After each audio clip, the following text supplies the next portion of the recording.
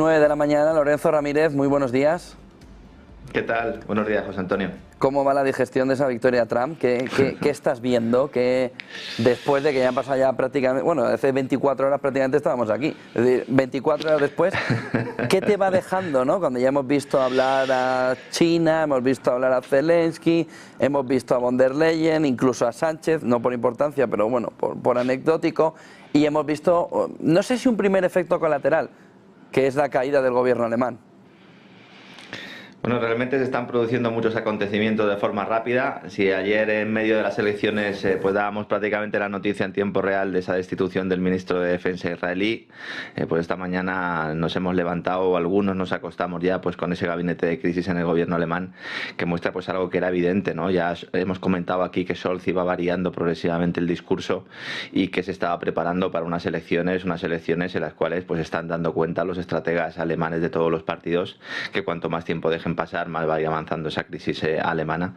Esta mañana decía Financial Times si el modelo económico alemán estaba roto. Parece que se han dado cuenta algunos en las últimas horas, y esto lo que hace pues es aumentar las posibilidades de si no victoria, pero sí de auge de alternativa por Alemania, que es el gran tótem que nadie quiere ver en las instituciones, al menos todos aquellos que defienden el establishment tal como está considerado en nuestros días, ¿no? Yo creo que esa destitución lo que hace es forzar de alguna manera que pueda haber elecciones, igual se podrían producir a finales del primer trimestre del año que viene, con esa sensación de urgencia. No quieren dejar que Alternativa por Alemania pueda optar a tener tareas de gobierno, porque eso pues implicaría un órdago claro a la política europea. Una Ursula von der Leyen también que veíamos como pues de alguna manera se mordía la lengua en las redes sociales, aunque luego posteriormente hemos ido sabiendo, vosotros habéis informado a lo largo de toda la tarde, que hay terror en determinados gobiernos de Bruselas, porque saben que se les acaba el chollo, se les acaba esa posibilidad de tener pues un capote o tener directamente en muchos casos una dirección para llevar a Europa hacia una agenda contra la que votó ayer mayoritariamente el pueblo norteamericano, ¿no? Yo creo que ya con un análisis un poco más pausado y ya habiendo pues estudiado un poco el componente demográfico también de esa victoria, yo creo que lo más relevante es la victoria de Trump en terrenos tradicionalmente demócratas. Es decir, esta victoria tan decisiva, tan amplia, contó con el apoyo de votantes de las principales circunscripciones demócratas. Esta mañana el New York Times hacía mucho hincapié en esto. Decían por la tarde que se abría una era de incertidumbre. Bueno, yo creo que se abre una era de certidumbre, más allá de que Trump en muchos elementos sea una incógnita. Los resultados mostraron además que Trump pues mantuvo evidentemente su caldero de votos dentro de ese segmento demográfico, ese votante blanco de clase trabajadora, los que impulsaron su ascenso político en el año 2016, pero además, y esto es lo gran novedoso, logra avances en suburbios, en ciudades donde tradicionalmente pues el voto negro, el voto hispano, había inclinado a la balanza del lado demócrata, ¿no? Logrando una victoria, en el caso de los hispanos, de media en los estados donde tienen más importancia, pues con una victoria de 10 puntos porcentuales en este grupo demográfico, ¿no? Esta pérdida de votos en el segmento de la población hispana, que ha dejado de votar al Partido Demócrata, pues implica que no solo se han quedado en casa, sino que también pues han acudido a las urnas, ¿no? Y esto asusta mucho ahora mismo a la cúpula del Partido Demócrata, que se enfrenta a un problema de credibilidad, de apoyo popular, que hace más difícil digerir esa derrota que... Wake up, everybody. Welcome into Redacted. I'm Clayton Morris. I'm Natalie Morris. And on this show, we cover the stories the mainstream media largely ignores, covering through all of the propaganda and stuff that the mainstream media piles on you on a regular basis. And we have a lot of news to get to today because, well, it was only 24 hours, 48 hours or so since President Trump became President-elect Trump, and already major moves in the war in Ukraine and the wars in the Middle East. What will the Trump administration maybe already about to do in Ukraine to end this war? Man, the warmongers in Washington, D.C. are not happy about this. So we're going to break this all down for you in just a few moments. Plus, liberal women going on a sex strike because they're so upset over the election of Donald Trump. This is not the flex that liberal women think it is. And we're going to talk about how, yes, it's funny. It's also kind of sad because they're hurting themselves by the messaging of the Democrats that purport to support them. So we're going to talk about that. That's not the way, girls. This is not the way. No, it's not the way. We're going to get there. Also, did you see the meltdowns on late night television last night? Oh my God, Jimmy Kimmel, Stephen Colbert, like all of them just in there, they're crying into their Cheerios. Really, really terrible. We'll talk about that. Some of them are Canadian, by the way. But we're also going to talk about Canada. Is a red wave about to strike Canada? They didn't see the red wave coming in the United States. And now when you go county by county by county in the United States, it was an absolute disaster for Democrats. Major Latino votes turning out, black votes turning out, gay votes turning out for Trump. Mm-hmm. Yeah. A gay American saying we're tired of the LGBTQ plus whatever movement co-opting our movement, voting for Trump. Like, this is an absolute disaster for liberals. Is the same thing about to happen in Canada? Justin Trudeau better get his bags packed up there in Canada. Well, what's so funny, though, is that Democrats purport to love diversity and multiculturalism. Trump did it. He actually did have a multicultural win, a diverse group of voters, age, sex, race. They hate that. They should then stick their little heads in that intersectionality that they love so much and think, why did these people do this? We thought we spoke for them. They're right. Speaking for themselves. What just happened? He did what they purport to do. And so it's lovely to see that they don't really stand for those things at all. They're liars. It's amazing. So thank you guys for joining us here live. Thank you for subscribing and being a part of our great community here. We really appreciate it, and supporting independent media. Yes, we are not backed by billionaire corporations, Pfizer, Moderna, any of those guys. By the way, these lawsuits are about to come after Pfizer. Loving it. Big lawsuit just filed in the state of Kansas. Big civil suit now that Trump's been elected, going after Pfizer for lying about their COVID vaccine. Oh, it's about to...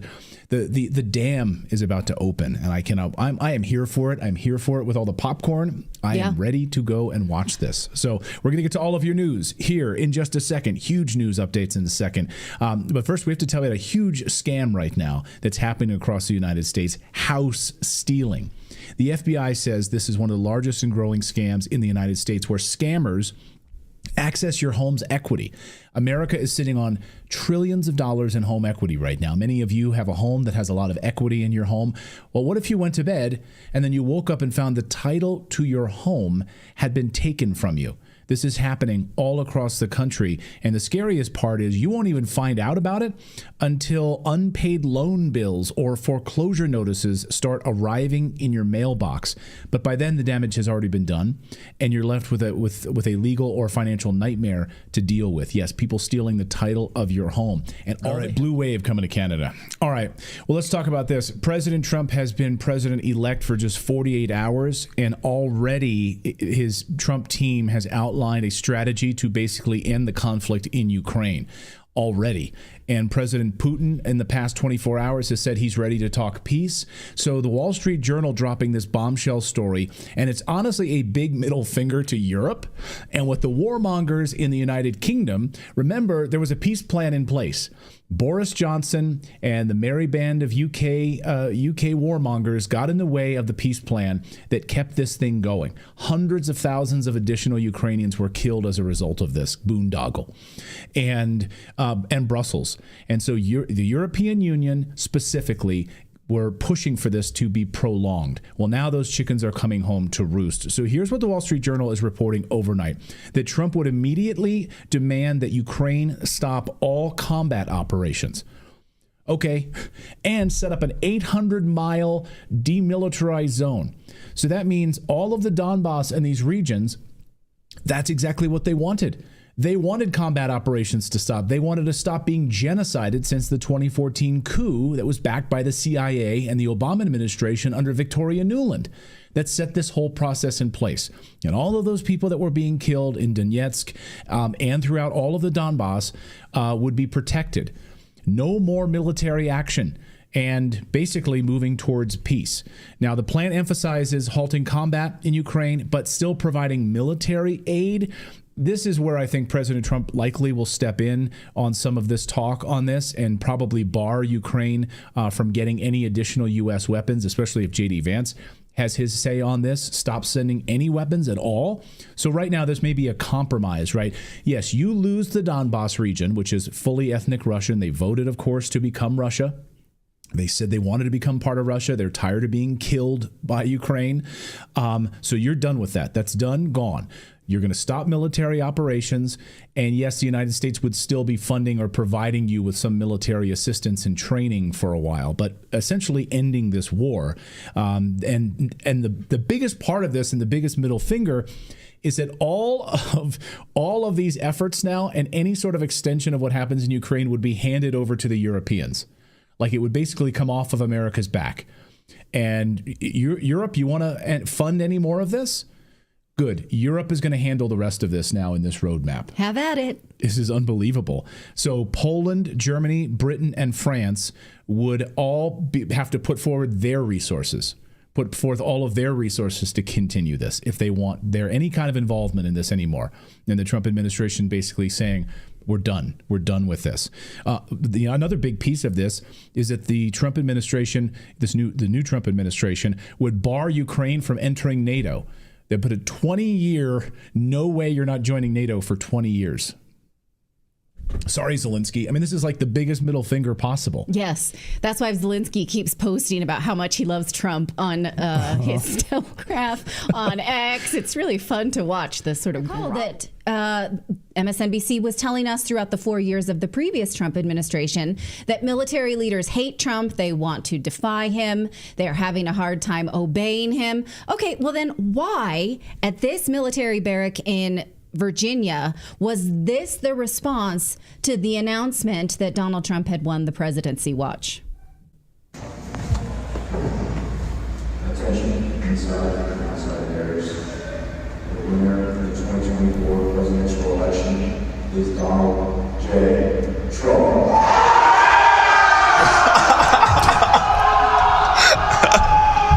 At 1:48 in the morning. Let's go! Yeah, good luck, Matt Al. Where do you think the U.S. military? Do you think the military is going to carry out a military coup against Donald Trump? Now, what do you think that they are cheering about? What, they don't have to die? Oh, no, this guy doesn't want to send us off to pointless wars based on lies. Yay, we might get to live. We might not have to go to so many trainings about diversity and racial division and microaggressions. Yay. What do you think? What else? I absolutely think that's the case. Pay down the debt, actually make the military strong, make sure that they're taken care of, veterans are taken care of. And so, you know, it's amazing because yesterday I saw a video that Tucker Carlson interviewed Robert F. Kennedy Jr., and it was a remarkable moment. Robert was talking about how he was on the flight with Trump just the other day, and Trump was having a meeting about the Middle East. And Trump got out a piece of paper and he drew a complete map of the Middle East from memory. Oh. To exactly what it looks like, naming how many of you could do that right now? How many of any of us could do that? He drew a complete complex map of the Middle East. He labeled each country, and on that map, he also labeled the number of American troops in those particular countries. But he specifically zeroed in on Turkey and Syria. And he said, why? How many troops do we have here on the border of Turkey and Syria? And one of his military advisors said 500. Mm-hmm. He said, what's going to happen if Syria and Turkey come together in a massive war, which hundreds of thousands of soldiers? He said those 500 Americans would be cannon fodder. They would be killed. Yeah. And he said, why in the hell are we there? Why in the hell are we there? All right, well, if you work in the legacy media, get ready for mass amounts of layoffs. The job cuts are going to come fast, and they're going to come furiously because now it's readily apparent that the legacy media is dead. All you needed to do is look at last night's numbers. Even before last night's election, legacy media was already laying off thousands of people, upwards of 20.